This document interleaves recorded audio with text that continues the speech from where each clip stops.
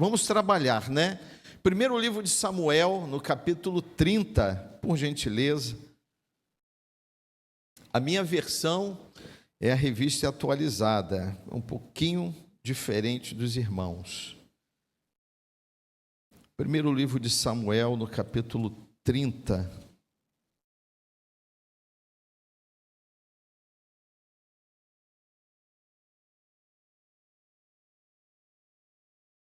Amém. Vamos ficar de pé. Que bom.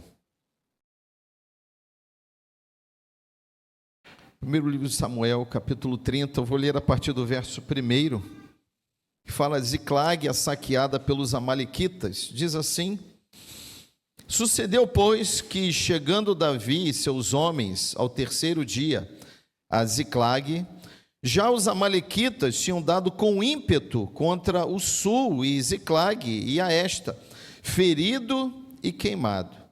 Eles tinham levado cativas as mulheres que lá se achavam. Porém, a ninguém mataram, nem pequenos, nem grandes. Tão somente os levaram consigo e foram seu caminho. Davi e seus homens vieram à cidade, e ei-la, acharam ela queimada, e as suas mulheres, seus filhos e suas filhas eram levados cativos. Então, Davi e o povo que se achava com ele ergueram a voz e choraram, até não terem mais forças para chorar. Também as duas mulheres de Davi foram levadas cativas, Ainoã, a jezreelita, e Abigail, a viúva de Nabal, o carmelita. Davi muito se angustiou, pois o povo falava de apedrejá-lo, porque todos estavam em amargura, cada um por causa de seus filhos e de suas filhas. Porém, Davi se reanimou no Senhor, seu Deus. Vamos orar? Senhor, em nome de Cristo, queremos agradecer, Pai, pela palavra lida, a santa palavra do Senhor. Pai, agora fala com cada um de nós, à medida das nossas necessidades, não aquilo que queremos, mas fala aquilo que nós precisamos ouvir da parte do Senhor nessa manhã, Pai. Oramos mais uma vez, em nome de Jesus, amém e amém. Você pode se sentar. Essa leitura, ela na verdade, ela é a continuidade de uma série de fatos que aconteceu, ou que aconteceram na vida de Davi. Davi, ele era governado, assim como todo Israel, por Saul.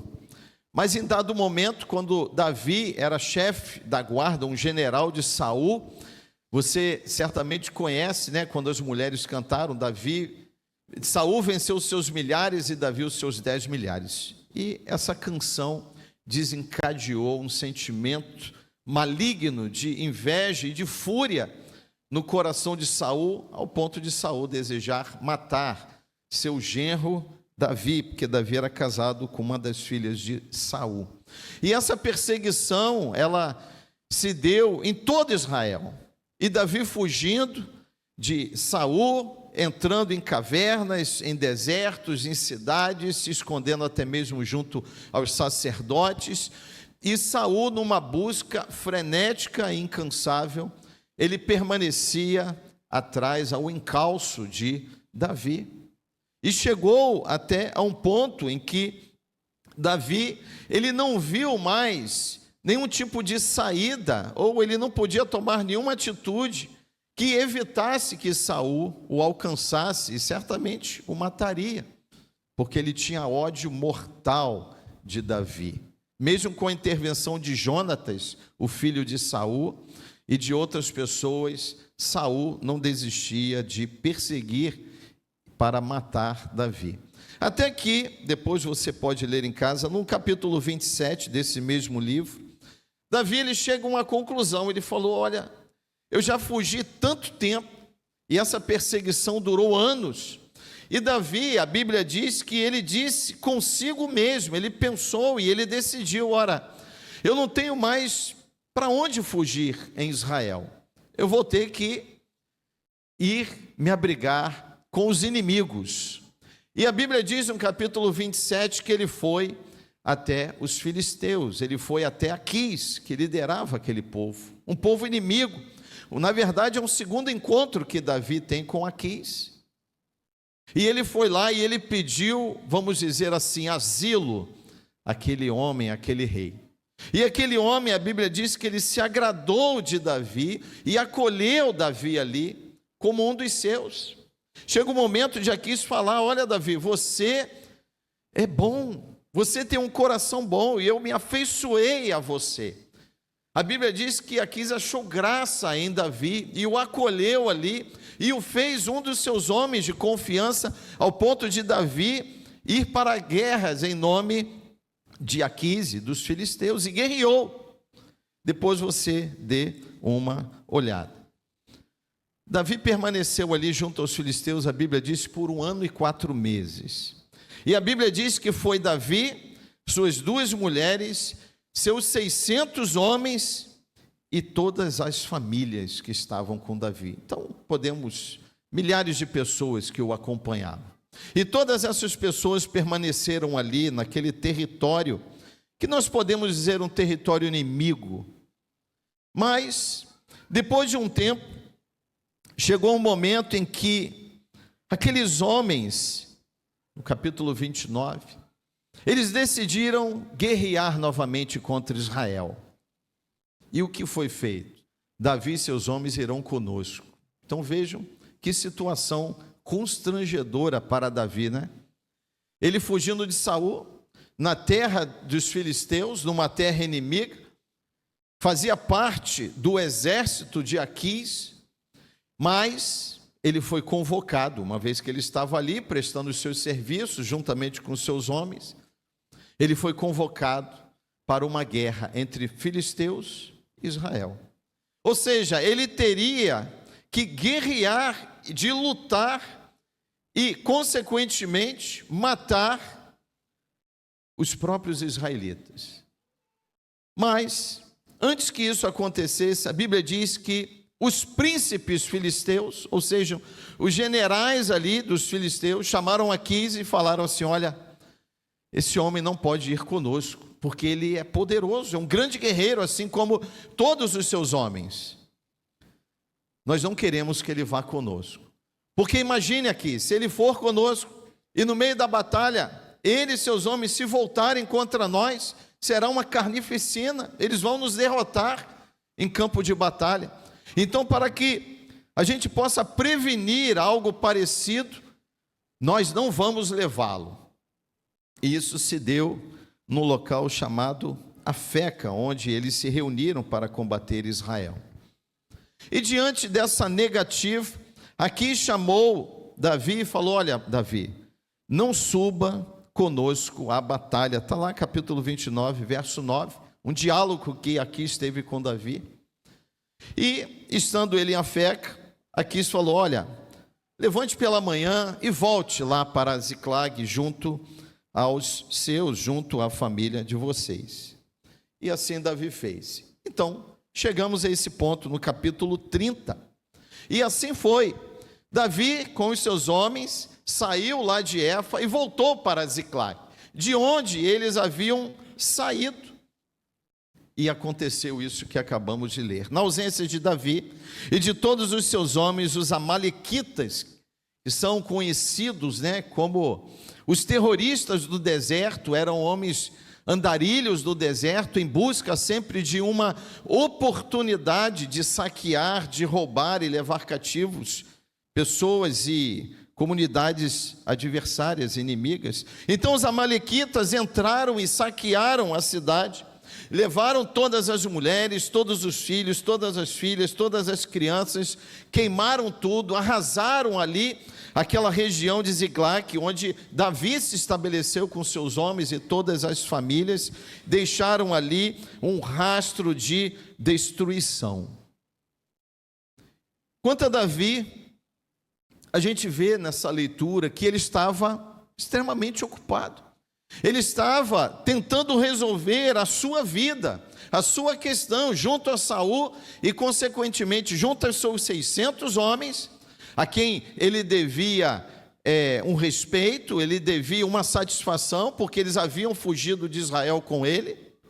E também todas as mulheres, todos os filhos e todas as filhas, e todos os bens e todos os animais. Ou seja, um homem totalmente comprometido com essa causa, de cuidar de todas aquelas pessoas e resolver todas aquelas questões, inclusive em relação ao bem-estar de todas as famílias.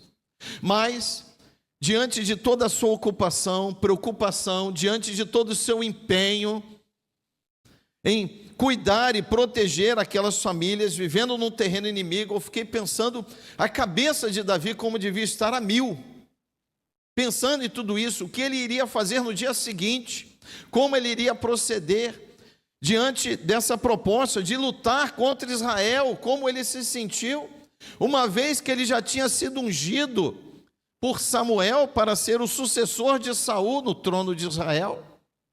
Então, todas essas coisas na cabeça de Davi.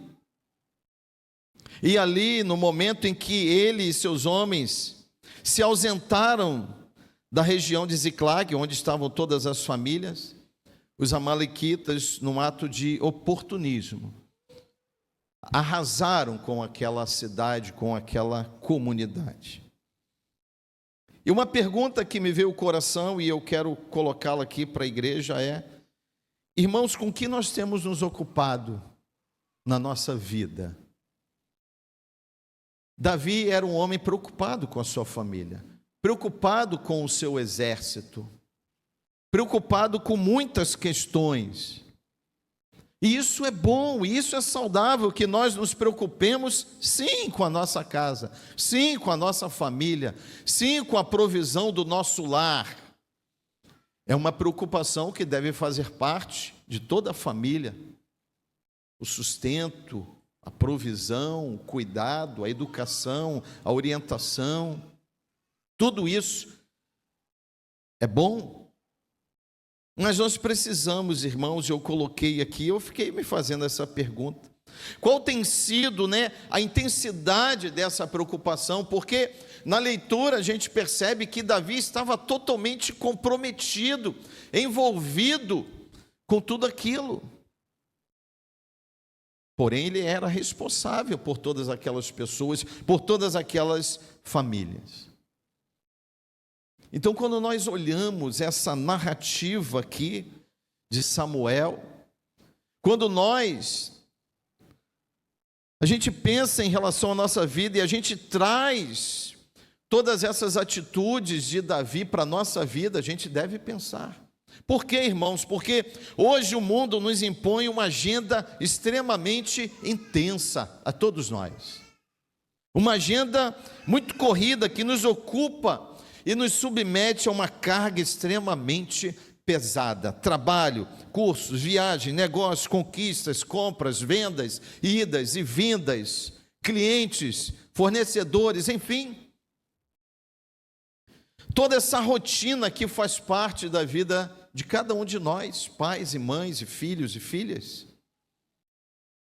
Lidar com essa agenda corrida, intensa e frenética. Uma agenda que o mundo impõe. Tudo isso sob até a justa alegação de que é em nome da família, e é.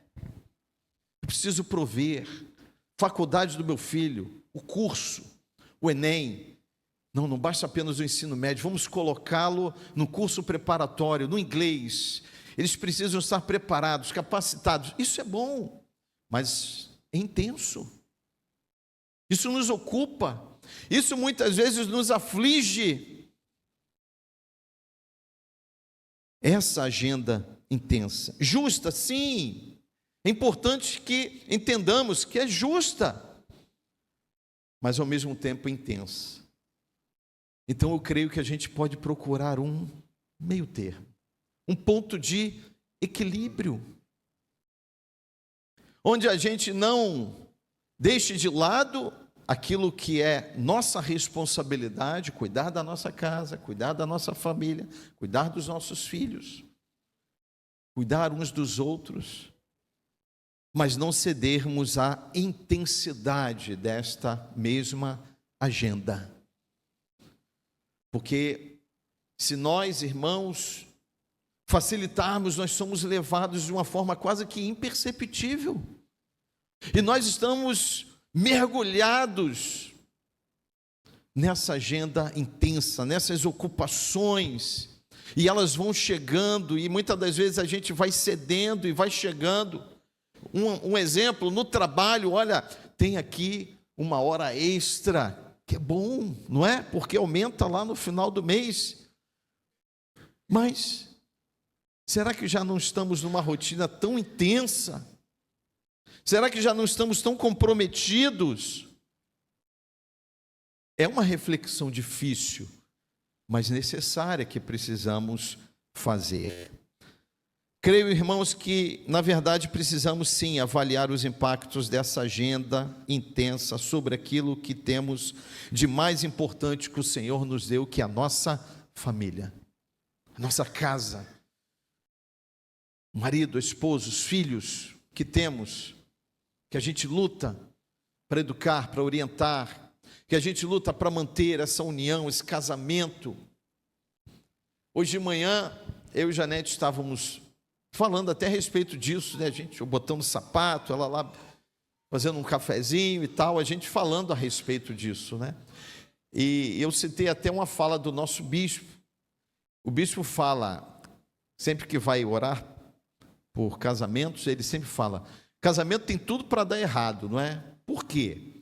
Pessoas diferentes, origens diferentes, educação diferente, formas diferentes, maneiras diferentes, manias diferentes, tudo diferente. Algumas coisas até são semelhantes. Mas é verdade. Então, o casamento é uma luta, irmãos. Janete chegou e falou que é uma obra de arte, porque cada dia a gente vai lá e dá uma pincelada, né? A gente vai tentando aperfeiçoar esse quadro chamado casamento. E é exatamente assim. Dá trabalho. Na verdade, dá muito trabalho, né? O pastor Guilherme está aí, ele lida com famílias, cuida das famílias, sabe disso. Então é importante que nós olhemos para essa nossa vida, a gente faça uma introspecção, uma avaliação de como está essa agenda na nossa vida, porque todos nós temos essa agenda, todos nós temos essa preocupação. A verdade, irmãos, que no meio dessa correria toda, a gente precisa parar e entender que a nossa principal agenda deve ser, em primeiro lugar, Cristo, que orienta, que traz o equilíbrio, que traz a moderação quando nós nos colocamos diante dele, quando nós pedimos socorro a ele, quando nós recorremos a ele, quando nós nos achegamos a ele. Cristo, e depois a família. Essa tem que ser a nossa principal agenda. Pastor, mas e as contas? Serão pagas. Eu não estou querendo dizer que a gente vai abandonar o nosso trabalho. Não, não é isso. Mas buscar o equilíbrio. Aquilo que precisamos entender que não vai impactar na nossa família. Uma agenda que não vai, como eu posso dizer, subtrair o nosso tempo, a nossa dedicação, a nossa casa, a nossa família, às esposas, aos maridos e aos filhos. E eu coloquei aqui, na verdade, depois que já estava pronto, a gente sempre fica pensando, e eu acrescentei, a nossa principal agenda deve ser Cristo e a nossa família. E por que não? Uma mesma agenda entre nós, entre a família. Porque a verdade é que chega um ponto em que cada um tem a sua própria agenda. Nós moramos debaixo do mesmo teto, dormimos debaixo do mesmo teto, mas vivemos uma vida distante um do outro. Por quê? Porque cada um tem a sua própria agenda. E o que eu estou querendo dizer? Não estou querendo dizer que precisamos estar juntos 24 horas por dia, porque eu sei que não é possível. Ainda mais quando os nossos filhos crescem, mesmo adolescentes, vão para a escola, não é? O João está terminando o ensino médio, aí é o Enem, é a escola, é o inglês, é as atividades físicas, enfim, nós temos a nossa agenda, cada um de nós. Mas por que em algum momento não convergir para uma mesma agenda? Um café da manhã juntos, né? Ainda que olhando para um relógio, mas eu acho que vale a pena a gente acordar um pouquinho mais cedo para que a gente possa fazer com que esse horário, né, ele possa coincidir, para a gente bater um papo, olhar um no olho do outro. O almoço fica mais difícil, sim, mas talvez alguns aqui possam, não, hoje vamos almoçar juntos, vamos ali, Nova Iguaçu, em algum lugar, vamos ver se a gente consegue se encontrar na hora do almoço. Enfim, irmãos, criar meios. Ah, pastor, mas eu trabalho no Rio. Sim, mas a gente consegue. Final da noite. Irmãos, é possível. É possível. Final de semana, um sábado, um domingo, claro que dá. Um bate-papo. Não fazer nada, ficar só ali, sentado no sofá, no tapete, enfim. Criarmos. Porque, irmãos, senão, essa agenda vai nos consumir, e vai consumir a nossa casa, a nossa família, o convívio, a intimidade. E nós não podemos permitir. É fundamental que a gente não permita, sabe por quê? Porque senão lá na frente a gente vai ter um discurso que eu já ouvi por demais. Eu não vi meus filhos crescerem. Isso deve ser difícil, reconhecer isso. Não vi meus filhos crescerem. Eu não tive tempo com os meus filhos. E o tempo, ele é implacável. Não volta, não retrocede.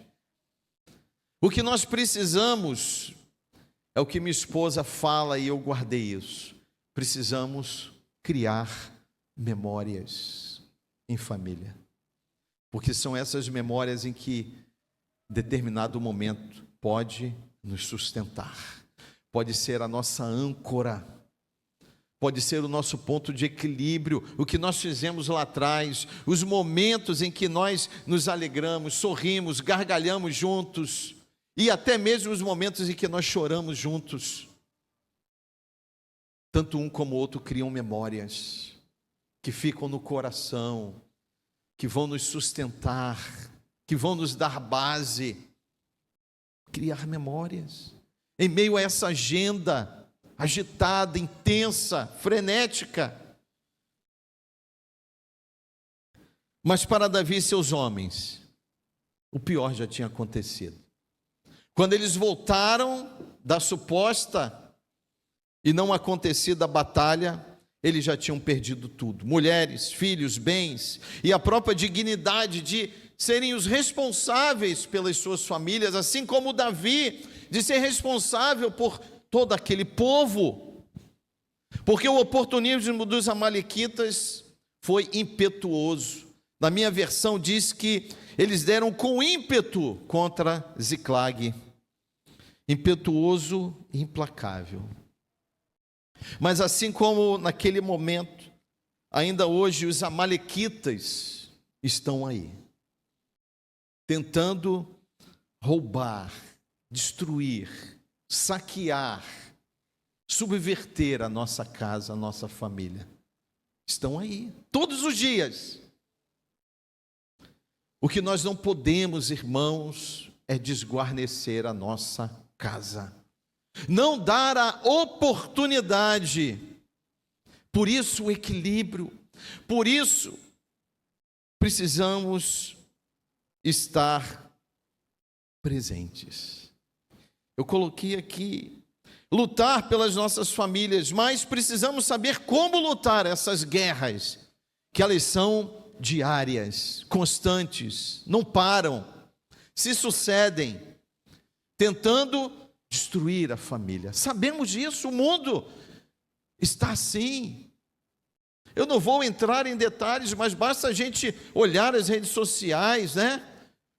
Eu ia falar ler jornal, mas nem sei se alguém lê jornal hoje. Nem sei se existe mais jornal, enfim. Difícil, né, irmão? Mas a gente procurar se informar, a gente vê como o mundo tenta nos impor essa agenda, essa correria, essa intensidade, tentando todos os dias aniquilar e destruir a família, a comunhão. Então, precisamos saber como lutar, que guerras, ou melhor, que armas utilizar nessas guerras. E eu acrescentei aqui, estar presente. Davi não estava presente, seus homens não estavam presentes. Então, às vezes, o que nós precisamos fazer, irmãos, é apenas estarmos presentes. Quando um filho sai para a escola, meu filho, Deus te abençoe.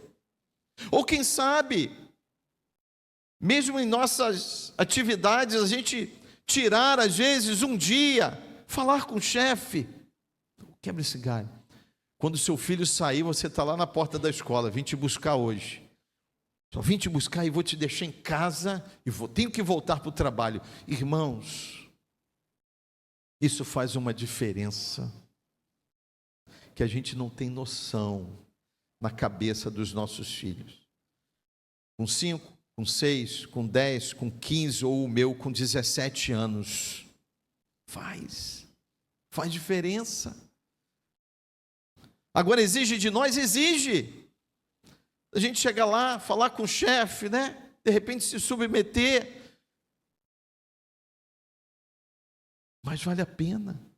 E quantas outras coisas mais. Num dia à noite, meu filho, de repente não dá para a gente ir aqui na Mário Guimarães, né? Ali aperta, né? Mas, como diz meu filho, vai no podrão ali perto de casa. Podrão é o que eles chamam, tá, irmãos? A gente sabe que é assim. Sujar a boca de maionese, aquele molho verde, né? Que a gente não sabe como é feito, daquele saquinho, que a gente morde aquele saquinho sujo, não é? Não pense que tem lá um certificado de licença sanitária, que eu acho difícil. Mas não é? Mas isso tudo faz parte. Isso tudo a gente está criando memórias. Irmão, isso, meus irmãos, o nosso filho, ele vai contar para os seus filhos. Eu comia podrão com teu avô. Teu avô sujava a boca toda. Vai! Porque eu falo para os meus filhos coisas que eu vivi com meu pai. Onde a agenda não era tão intensa assim na geração passada. Tínhamos tempo de comer, pastor, mandiopan. Mandiopan. Quem conhece mandiopan aqui? Tudo velho igual eu. Já passaram dos 50. E aqueles que sabiam que eu ia falar isso não levantaram as mãos, como o diácono Luizinho. Mas não era o mandiopan? A fritada, aquela que a gente abria com a chavinha assim, partia e botava na frigideira. O pão que a gente espetava na faca e botava no fogo do fogão, que hoje dá câncer, não é? Tudo isso são memórias. Eu falo para os meus filhos que eu fazia isso com pão. Por quê? Meu pai pegava na nossa mão e botava lá no fogo, quando minha mãe não estava na cozinha. Então até essa estripulia fica nas nossas memórias. Então nós temos que resgatar isso, irmãos. Jogo de tabuleiro. Quando que a gente jogou o jogo de tabuleiro pela última vez? Minha mulher, eu louvo a Deus por isso, ela é da área da educação especial, inclusive, então ela resgatou isso lá em casa. A gente joga ludo. Tem hora que eu tenho vontade de dar um tapa no João, porque na hora que eu estou entrando na casinha, ele me tira. Mas cria memórias. Isso é saudável, irmãos. É saudável. Então nós precisamos talvez estar presentes, isso já é o bastante. E lutar pela nossa família, sempre dependendo dos cuidados do Senhor. Vá lá comigo de novo agora no verso 4, 34. Então Davi e o povo que se achava com ele ergueram a voz, choraram até não terem mais forças para chorar. Para quê? Não vamos deixar chegar a esse ponto. Que o caldo, como dizemos, já derramou. Choraram até não terem mais forças para chorar. Sabe que angústia é essa? Podemos imaginar a dor desses homens guerreiros, soldados, preparados, capacitados, chorando até não terem mais forças, porque suas mulheres, filhos e filhas foram levados. E quando eu digo isso, eu reconheço que muitos de nós aqui está nesse exato ponto, estão chorando. Estão chorando. O pastor Gilson falou aqui que só Deus sabe das nossas lágrimas da madrugada. Quantos de nós aqui tem orado e chorado na madrugada, sem saber onde os filhos estão e o que estão fazendo, em que companhia estão? Não sabemos.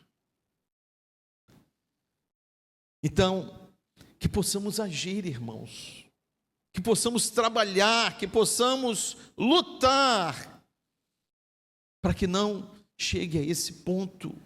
Mas chegou, pastor, não é o fim.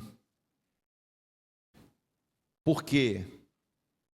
O Senhor dos exércitos está conosco. O Deus de Jacó, de Israel, da igreja, está conosco.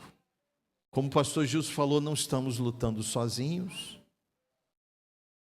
Apesar de Davi, lá no 29, ele decidiu, não, eu vou lá para a Filístia, vou lá para o meio dos inimigos. Ele decidiu, a Bíblia falou, ele tomou essa decisão.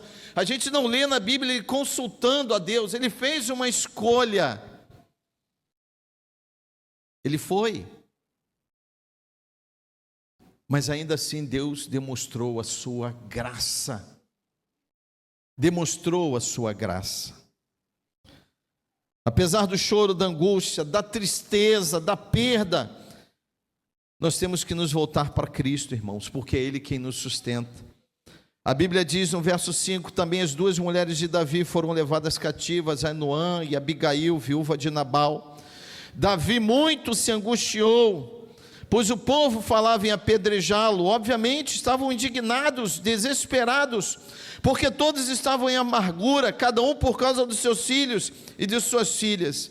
E a Bíblia diz, porém Davi se reanimou no Senhor, seu Deus. Talvez nessa manhã nós precisemos disso, nos reanimar.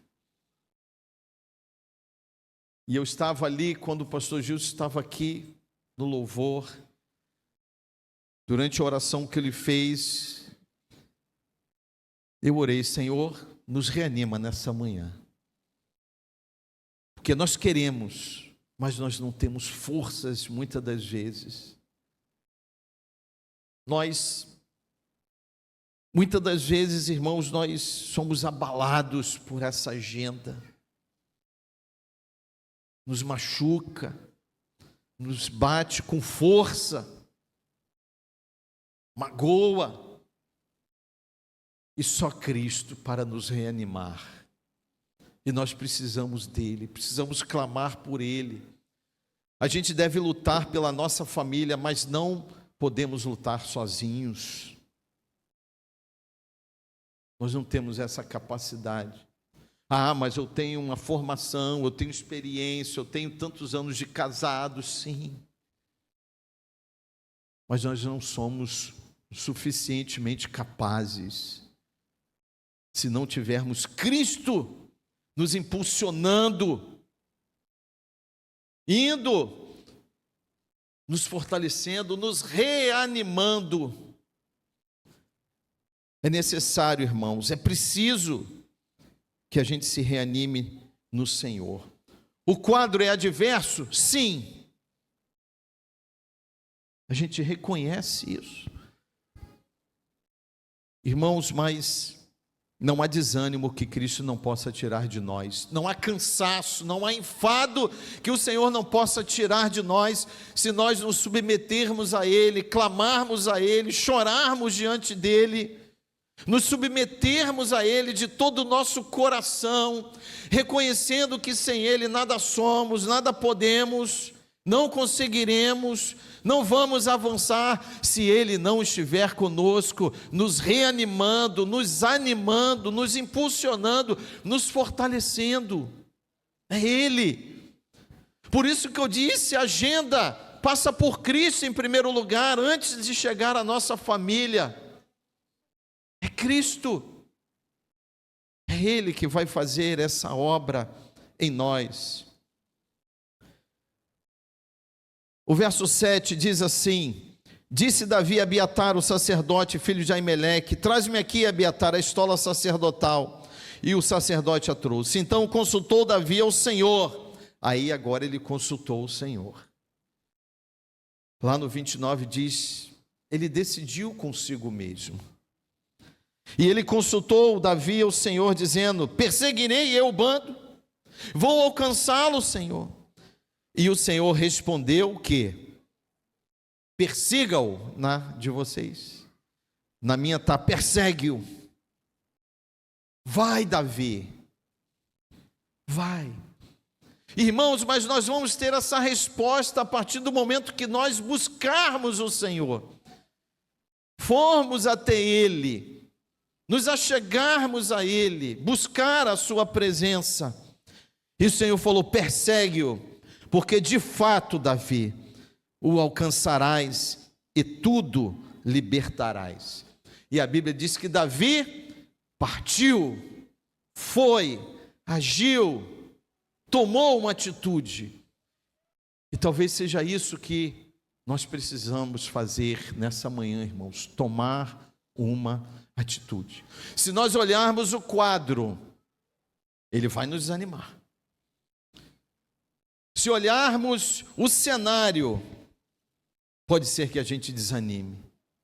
Por isso nós precisamos olhar para essa batalha, para esta guerra, com as lentes da fé, crendo que Cristo, lá no Salmo 46, é por nós, está conosco e vai adiante de nós, nos animando, nos reanimando, nos fortalecendo, renovando a nossa esperança, a nossa fé, as nossas forças, que nessa hora nos faltam. Mas o Senhor está conosco. Ele espera uma atitude. E nesses últimos meses eu tenho batido nessa tecla, irmãos. Atitude. A igreja precisa agir. Eu penso, irmãos, com todo respeito, que a igreja está parada, ou caminhando a passos curtos, diante de um cenário totalmente adverso, que é esse mundo louco ao qual nós vivemos, um mundo com conceitos invertidos, um mundo que a cada dia nós somos surpreendidos com notícias, com atitudes que pessoas estão tomando ao redor desse mundo. Irmãos, loucuras. Só para ilustrar, um dia desse eu vi, apareceu na rede social, duas moças. Uma moça comum, é uma coisa, segurando uma coleira, a outra no papel de um cachorro, andando de quatro, com alguns ornamentos que indicam que é um cão, no shopping. Meu Deus, o mundo está enlouquecido. Isso está diante de nós. Os nossos filhos estão assistindo isso. Rapaz, eu acho que eu passei da hora. O café vai esfriar. Vamos lá. Os nossos filhos estão vendo isso. Por isso nós precisamos agir, irmãos.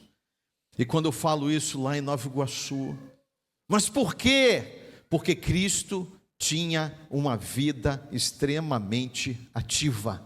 Quando nós lemos o Evangelho, a gente vê Cristo em plena atividade todo dia, o tempo todo. Quando disseram assim: Senhor, queremos andar contigo. Legal. Olha, mas saiba de uma coisa de antemão: eu não tenho nem onde deitar ou dormir. Se quiser, vamos embora. E a gente vê Jesus, vai para Cafarnaum, volta de Cafarnaum, não tinha barco, ele ia andando sobre as águas, né? Assustando os discípulos, voltava, ia para uma aldeia, ia para outra, ia em Samaria, saía de Samaria, ia nas sinagogas, no monte, enfim, não parava. Eu imagino os discípulos: esse homem não para, meu Deus, não para. E a igreja, assim como Cristo, não pode parar. Quando Jesus, no diálogo com Pedro, falou sobre esta pedra estabelecerei a minha igreja, e ele disse: e as portas do inferno não prevalecerão. Isso precisa nos dar uma noção de que a igreja, ela avança contra os portais do inferno. Porque as portas do inferno não prevalecerão, porque a expectativa de Cristo é que sejamos uma igreja ativa, em pleno movimento, em plena atividade. Igreja como corpo, igreja como família, agindo, lutando pela nossa casa, pela nossa família, pelos nossos filhos. E a Bíblia diz que Davi foi lá e perseguiu, e alcançou, e lutou. E a Bíblia diz que ele pegou tudo de volta. Verso 18: assim Davi salvou tudo quanto havia tomado os amalequitas. Também salvou as suas 2 mulheres, e não lhes faltou coisa alguma, nem pequena, nem grande, nem filho, nem filhas, nem despojo, nada do que haviam tomado. Tudo Davi tornou a trazer. Por quê? Porque Davi era forte, era inteligente, era capaz? Podia ser. Mas porque Deus o reanimou. A glória é de Deus, o louvor é de Deus, toda a honra é do Senhor. E que Cristo seja glorificado na minha e na sua vida, na nossa casa, na nossa família, para que eu e você, a gente não desista de lutar, irmãos, não podemos desistir. O cenário pode parecer desfavorável, difícil, mas como eu disse, não estamos sozinhos. Como o salmista nos disse também, nós temos uns aos outros. Aqui, igreja é isso, é corpo, é se alegrar e chorar juntos. Somos a família de Cristo, e além disso temos um Deus que é soberano, que jamais perde o controle daquilo que eu e você estamos vivendo. O que nós precisamos é crer, lutar e entregar nossas famílias na mão do Senhor.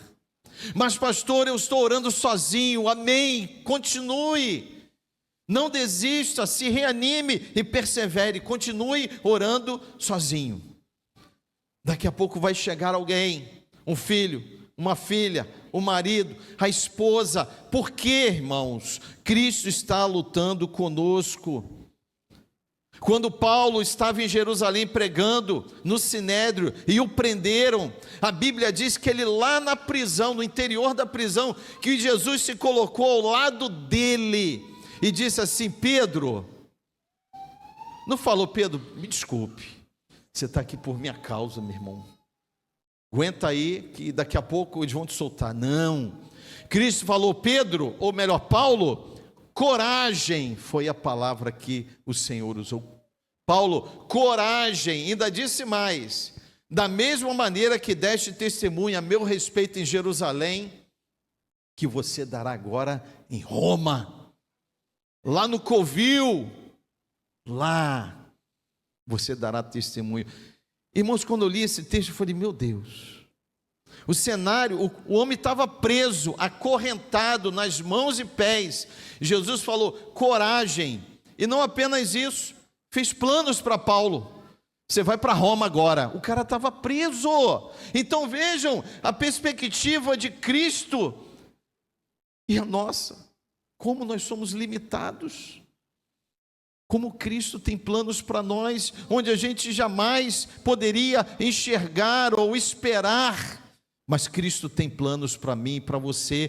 Cristo tem planos para a nossa família. O que nós precisamos fazer, irmãos, é crer, é lutar, não desistir e nos reanimarmos no Senhor. Que Deus nos abençoe. Vamos orar? Feche seus olhos. Pai, só temos a te agradecer, porque cada vez que a tua palavra é pregada, Pai, nós devemos entender que são os cuidados do Senhor com a nossa vida. E hoje, em especial, aos domingos, a família, os cuidados do Senhor com a nossa família. E o Senhor usa dos teus cuidados, o Senhor derrama os teus cuidados, ó Pai, na nossa família, independente das circunstâncias. Ainda que estejamos lutando sozinho, o Senhor cuida da nossa família, Pai. A minha oração nessa manhã é para que este teu povo, cada um de nós aqui, nós sejamos reanimados no Senhor, Pai. Nos ajuda, Pai, a readequar essa agenda tão intensa que talvez muitos de nós aqui têm vivido. Senhor, nos ajuda, Pai. Fala com cada um de nós, fala no coração, ó Deus. Ao coração talvez embrutecido, fala ao ponto de ouvirem a tua voz. Em nome de Cristo, para que essa situação mude, para que esse casamento, Senhor, seja restaurado, para que esse filho e essa filha retornem, ó Deus, para que a comunhão seja restabelecida, Senhor, que haja perdão no meio dessa família, que haja perdão pelas palavras mal colocadas, pelas atitudes tomadas, que magoou, que machucou, que feriu, que haja perdão, ó Deus, em nome de Jesus. Oh, que entre os irmãos, ó Pai, todo desentendimento venha cair por terra, que o Senhor venha cancelar, ó Deus, que a tua paz, a verdadeira paz, a suficiente paz de Cristo, que excede todo o entendimento, vem encher a nossa casa, vem encher o nosso lar, a nossa família, Pai, que é um presente do Senhor para nós. Nos abençoe, Pai, abençoe cada lar aqui representado, Senhor.